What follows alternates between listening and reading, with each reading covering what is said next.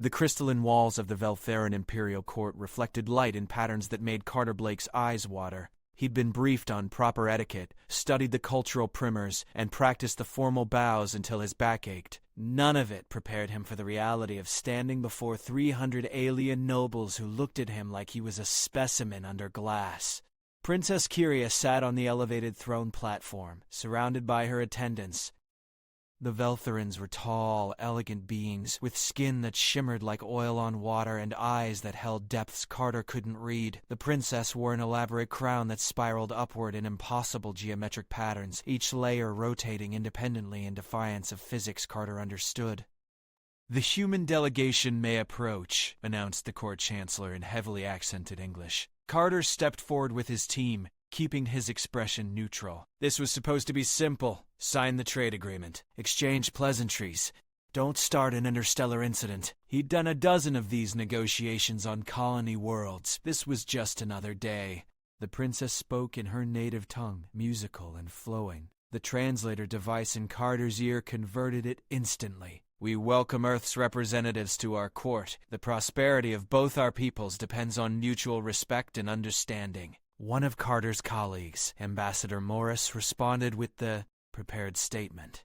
Carter's mind wandered. The crown really was ridiculous, spinning like that. It had to be some kind of gravitational manipulation technology, probably cost more than his entire ship. The princess turned her head slightly, and a beam of light caught the crown at just the right angle, sending a rainbow cascade across her face. Carter didn't mean to say it out loud. The words just slipped out in a quiet mutter he thought only his team could hear. "Looks like she raided a chandelier store." The entire court went silent. Every Veltharan in the chamber turned to stare at him. The spinning layers of the princess's crown slowed, then stopped completely. Carter's stomach dropped as he realized his translator had been set to broadcast mode for the formal reception. Princess Kyria rose from her throne. When she spoke, it was in perfect, unaccented English. "Did you just compare my ceremonial crown of the Eternal Dynasty to human lighting fixtures?" Carter's mouth went dry. She understood English. She'd understood every word. The briefing had said the royal family only spoke their native language in formal settings, that they considered it beneath them to use human speech. Either the briefing was wrong or he'd just triggered something catastrophic. "I apologize, Your Highness. I didn't mean—" Silence. Her voice cut through his stammering like a blade. She descended from the platform with movements that seemed to flow rather than step. Up close, she towered over him by nearly a foot. Her eyes, which he'd thought were black, actually swirled with colors he had no names for. "You come to my court, you accept our hospitality, and you mock the symbol of 10,000 years of my family's rule." Ambassador Morris tried to intervene. "Princess Kyria, please understand that Envoy Blake meant no disrespect. Human humor is often—" "I understand human humor perfectly, Ambassador." She never took her eyes off Carter. "I studied on Earth for 3 years. I know your customs, your languages, your casual disregard for things you don't understand." She stepped closer. "What I don't understand is why your species sends someone so careless to represent them." Carter forced himself to meet her gaze. Running wouldn't help. Groveling wouldn't help. He'd stepped in it, and now he had to face whatever came next. "You're right. That was stupid and disrespectful. I apologize." The princess tilted her head, studying him like he was a puzzle. Then she turned to address the court in her own language. The translator in Carter's ear went wild, struggling to keep up with the rapid formal declarations. When it finally caught up, his blood turned to ice. "By the ancient laws of our people, this human has offered grave insult to the crown. I invoke the right of choosing. He will face the 3 trials, or he will face execution for dishonor. If he fails any trial, war will be declared upon his species for sending an unworthy representative to our court." The chamber erupted in voices, both human and Veltharan. Ambassador Morris grabbed Carter's arm. "Do you have any idea what you've just done? The right of choosing hasn't been invoked in 2 centuries. Carter barely heard him. He was watching the princess, who stood perfectly still amid the chaos, her eyes still locked on his. There was something in that gaze he couldn't read. Not quite anger, not quite curiosity. Something else entirely. A new voice cut through the commotion, speaking in English with an authority that silenced everyone instantly. Princess Kyria.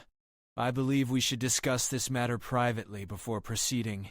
Carter turned to see a woman entering the chamber flanked by her own security detail. She wore the formal uniform of Earth's diplomatic corps, but the insignia on her collar marked her as someone far more important. Victoria Hayes, the human queen.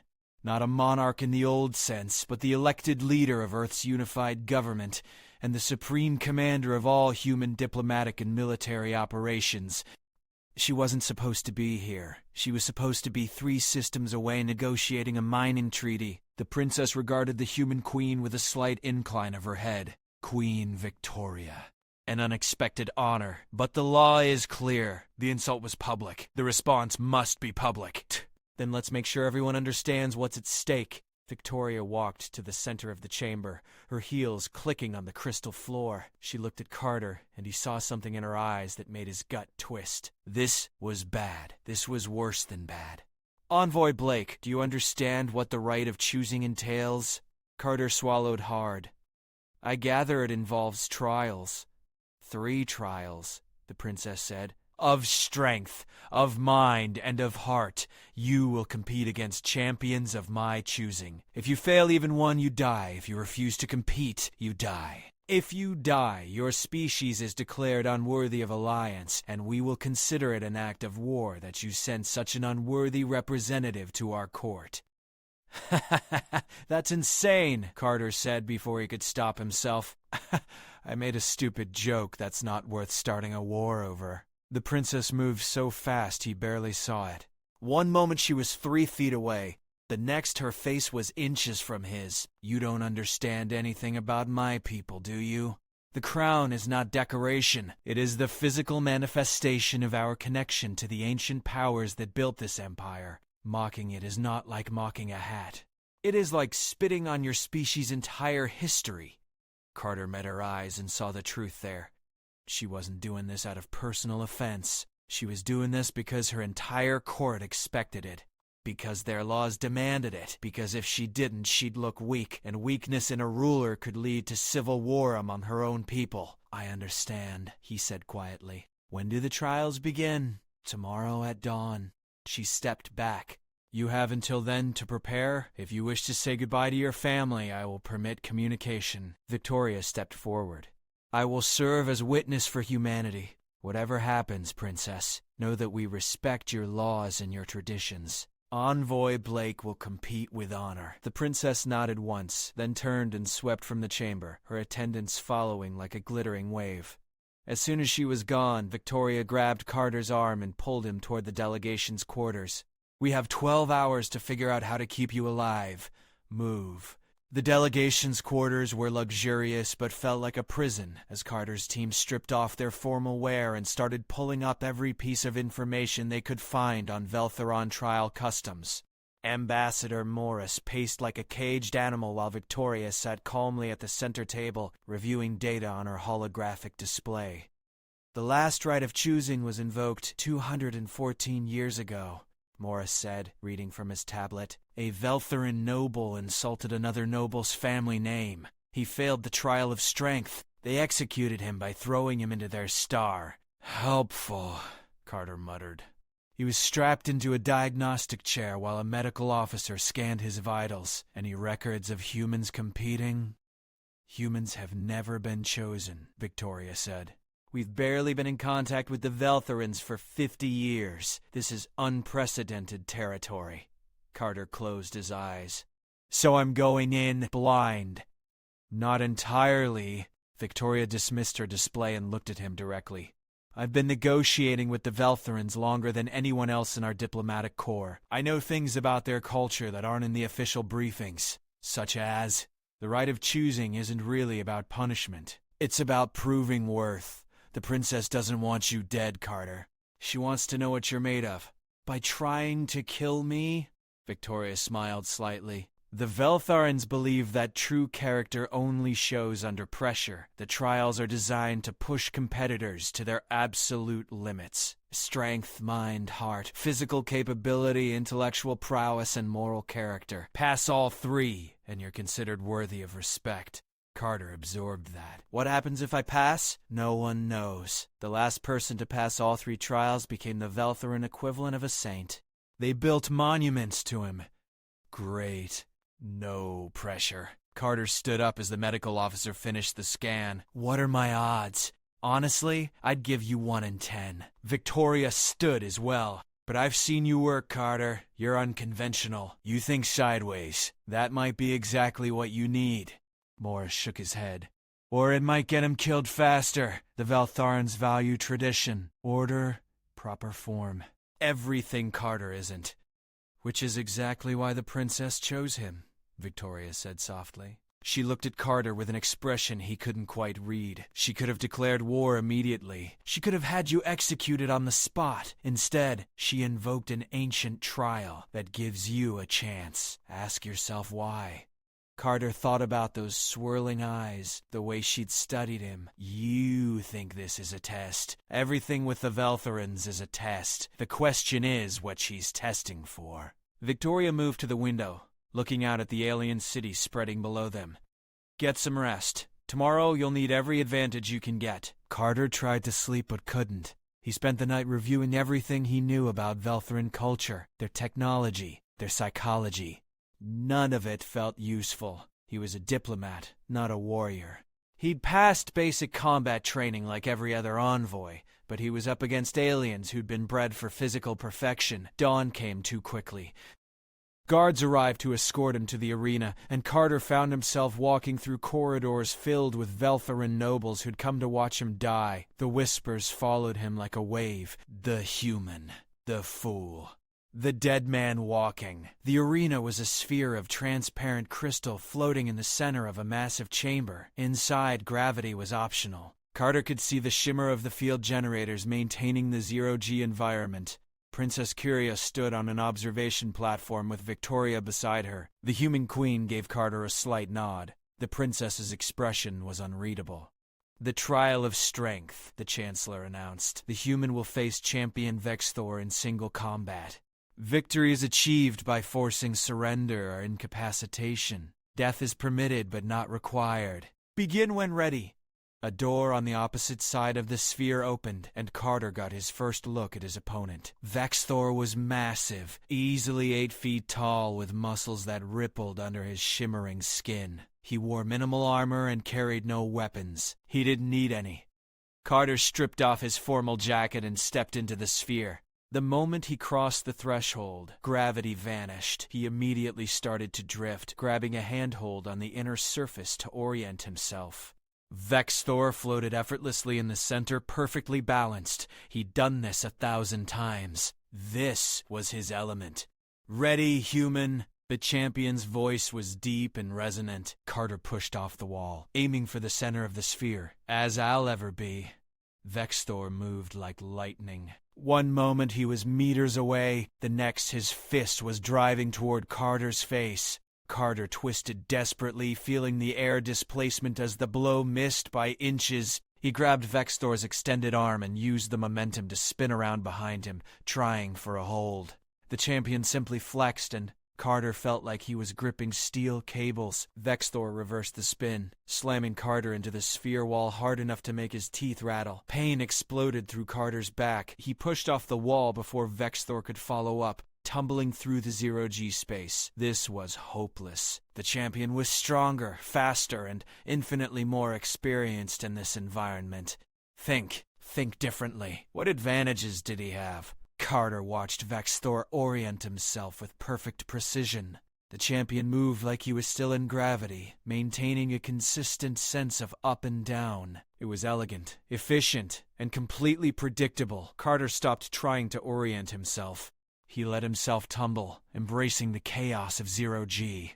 When Vexthor came at him again, Carter didn't try to dodge in any logical direction. He pushed off his own leg, sending himself spinning wildly. Vexthor's strike missed. The champion frowned, adjusted, came again. Carter kept moving erratically, never maintaining the same orientation twice. It was disorienting, nauseating, but it worked. Vexthor's attacks were designed for opponents who fought like Veltharans, who maintained dignity and form even in zero-G. "Fight properly!" Vexthor demanded. Carter spun past him, grabbed a handhold, and launched himself feet first at the champion's back. It wasn't elegant, it wasn't dignified, but it connected, sending Vexthor tumbling. The champion recovered quickly, but Carter saw something new in his eyes. Uncertainty. They clashed again and again. Carter took hits that made his vision blur, but he kept moving, kept being unpredictable. He grabbed pieces of the sphere's interior fixtures and used them as improvised weapons. He twisted in ways that made no sense. He fought like someone who'd never learned proper technique because he'd never been taught Veltharan proper technique. Vexthor was bleeding now, purple blood floating in droplets through the sphere. Carter wasn't much better, but he was still moving. "You fight like an animal," Vexthor gasped. "I fight like a human," Carter shot back. He saw an opening and took it, grabbing Vexthor's arm and using the sphere wall as leverage to twist the champion into a joint lock that physics didn't care was being applied in zero-G. Vexthor struggled, but Carter had position. He increased the pressure, feeling the Veltharan's arm beginning to give. "Yield," Carter said. "I don't want to break it." For a long moment, Vexthor fought. Then, slowly, he tapped his free hand against the sphere wall. The traditional surrender. Carter released him immediately, pushing away. They both drifted, breathing hard. The Chancellor's voice echoed through the chamber. "Victory to the human. The trial of strength is complete." Carter! Barely heard the announcement over the pounding of his heart. He'd won. Somehow, impossibly, he'd won.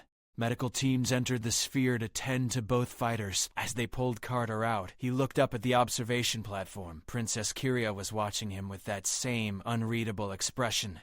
But now there was something else there, too. Interest. Victoria met him in the medical bay. That was the messiest, most undignified combat I've ever witnessed. Did it work? Carter winced as a medical officer treated the burns on his back. It worked, but the next trial won't be about fighting. It'll be about thinking. She pulled up a holographic display. The trial of mind has been used 17 times in recorded history. It changes based on who's being tested. They'll design something specifically to challenge you. What kind of puzzle are we talking about? Unknown, but here's what I do know. The Veltharans think in patterns. Everything in their culture is about harmony, balance, and interconnection. Their puzzles reflect that. Carter studied the historical records Victoria showed him. Mathematical sequences, artistic arrangements, philosophical riddles. Nothing that looked impossible, but all of it steeped in Veltharan cultural context he barely understood. "I'm not going to be able to think like them," he said finally. "Then don't. You didn't fight like them either, and you survived." Victoria closed the display. "You have 6 hours before the second trial. Use them wisely." The trial of mind took place in a different chamber, this one, filled with what looked like floating geometric shapes made of pure light. Princess Kyria entered with her court, but this time she came down to the floor level, standing only a few feet from where Carter waited. "The puzzle before you has been solved 3 times in our history," she said. "Each solution took days of contemplation by our greatest minds. You will have 1 hour. The shapes began to move, forming complex patterns. Carter's translator helpfully provided context, arranged the forms into perfect harmony. The solution exists in the space between order and chaos. Carter stared at the shapes. They moved according to rules he could barely perceive, creating patterns that were almost but not quite symmetrical. Every time he thought he saw the solution, the shapes would shift and the pattern would change. He tried the obvious approaches first, matching colors, matching movements, creating mirror images. Nothing worked. The shapes resisted every attempt to impose simple order on them. 30 minutes passed, then 45. Carter felt sweat running down his back. This was impossible. The shapes operated on principles he didn't understand, following a logic that made no sense to his human brain. He stepped back, trying to see the bigger picture. The Veltharans valued harmony and balance. Their entire culture was built on interconnection. But what did that actually mean? Carter watched the shapes move and suddenly saw it differently. They weren't trying to achieve perfect symmetry. They were trying to achieve dynamic equilibrium. Each shape influenced every other shape.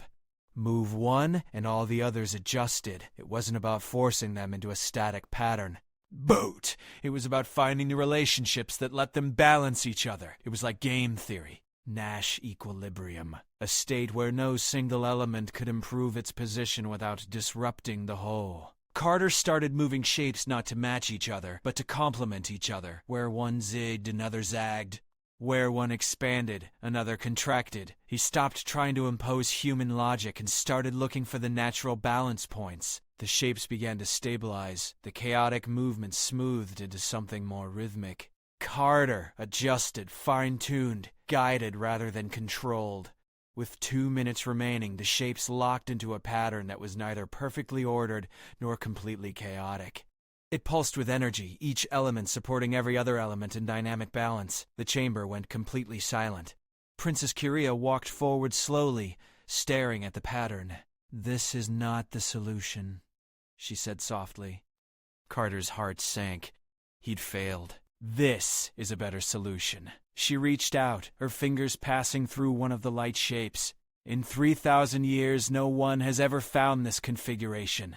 "How did you see it?" Carter struggled to explain. "I stopped trying to make it perfect. I started looking for balance instead, where each piece supports the others not through rigid structure but through mutual interaction." The princess turned to look at him, and for the first time he saw something like wonder in her eyes. "You solved it like a human, not trying to impose order, but finding the natural equilibrium."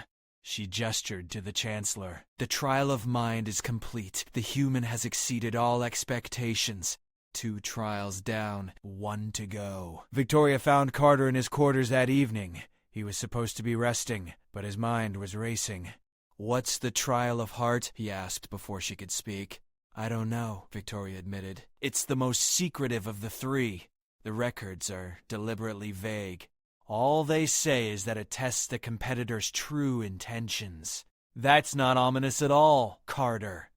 Victoria sat across from him. "You've done something extraordinary. You've survived challenges that should have killed you.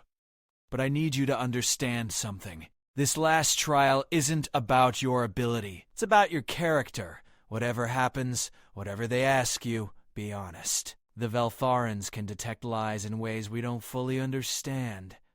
What do you think they'll ask? Why you really made that joke. What you really think of them, whether you see them as equals or as aliens to be mocked." Victoria's expression was serious, "and I think they're going to ask what you're willing to sacrifice to make this right." Carter didn't sleep that night either. He kept thinking about Princess Kyria's eyes, the way she looked at him after he solved the puzzle. There was something happening here beyond simple trials, something he didn't fully understand. Morning came. The guards arrived, but this time they didn't take him to an arena or a chamber. They took him to a small private room where Princess Kyria waited alone. No court, no observers, just her. "Sit," she said, gesturing to a chair across from her. Carter sat. "Is this the trial?" "Yes." She folded her hands in her lap. "The trial of heart is simple, Envoy Blake. I ask you questions, you answer truthfully. I determine whether your heart is worthy, and if it's not, then you die, and our species go to war." She leaned forward. "So I suggest you think carefully before you speak. First question, why did you make that joke about my crown?" Carter took a breath. "Honesty," Victoria had said to be honest. "Because I was nervous, because I didn't take the situation seriously enough, because I have a bad habit of using humor to cope with stress, and I wasn't thinking about where I was or who might hear me." "You mock what you don't understand?" "Sometimes." "Yeah." Carter met her eyes. "It's a defense mechanism. If I make something ridiculous, it feels less intimidating." "So you were intimidated by me?" Carter almost laughed. "Are you serious? You're an alien princess who rules over billions of people. Your technology is decades beyond ours. Your entire court looked at me like I was an insect. Yeah, I was intimidated." Princess Kyria tilted her head. You hide fear behind mockery, don't you? Carter shot back. You invoked this whole trial instead of just having me executed. You could have killed me immediately and been done with it, but you didn't. You created this elaborate test. Why? I am asking the questions, Envoy Blake, and I'm answering them. But I think you're testing yourself as much as you're testing me. Carter leaned forward. You studied on Earth. You know humans. You know we're not like you. So when I made that stupid joke, part of you understood it wasn't about disrespect, but you couldn't ignore it because your court was watching, because your laws demanded a response. So you chose the one option that gave me a chance to prove myself while still satisfying your traditions. The princess was quiet for a long moment. You are perceptive. I'm a diplomat. Reading people is my job. Carter paused. Here's my question. What do you want from me? Really? I want to know if humans are worthy of alliance with my people. And I want to know if you see me as a person or as an alien curiosity. Her voice was softer now. When you made that joke, you spoke to me like I was just another person in the room. Not a princess. Not a symbol. Just someone with a ridiculous hat. Do you have any idea how rare that is for someone in my position?